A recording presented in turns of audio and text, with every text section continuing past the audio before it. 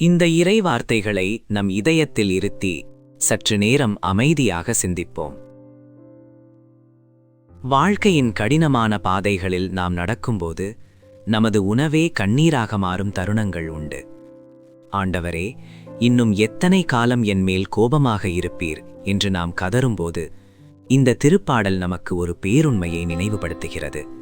கடவுள் நம்மை தவிக்க விடுபவர் அல்ல, அவர் நம்மை வழிநடத்தும் ஆயர். நம்முடைய வேதனைகளையும் மற்றவர்களின் ஏளன பேச்சுகளையும் அவர் அறியாதவர் அல்ல. நம் கண்ணீரை அவர் காண்கிறார். இருள் சூழ்ந்த நேரங்களில் அவருடைய முகத்தின் ஒளி நம்மேற் பிரகாசிக்க வேண்டும் என்பதே நமது ஒரே வேண்டுதலாக இருக்கட்டும். இன்று உங்கள் கவலைகளையும் பாரங்களையும் அந்த நல்ல ஆயரின் பாதத்தில் ஒப்படையுங்கள்.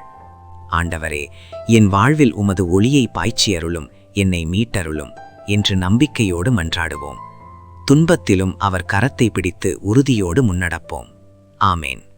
இந்த ஜெபம் உங்களை தொட்டிருந்தால் தினமும் எங்களுடன் ஜெபிக்க சப்ஸ்கிரைப் செய்யுங்கள்.